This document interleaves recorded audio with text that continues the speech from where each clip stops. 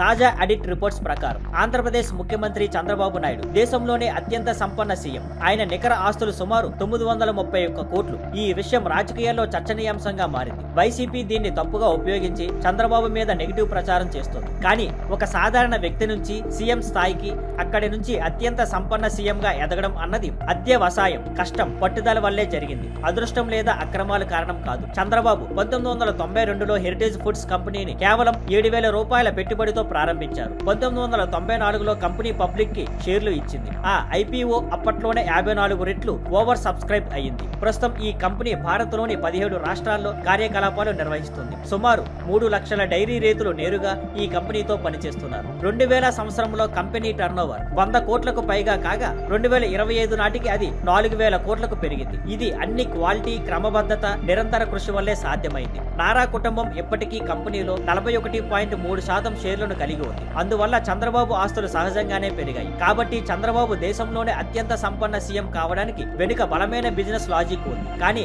ఆంధ్రప్రదేశ్ రాజకీయాల్లో మాత్రం దీన్ని తప్పుగా చూపిస్తూ ఆయనపై తప్పుడు ప్రచారం చేస్తున్నారు. Thank you for watching. Please like, share and subscribe.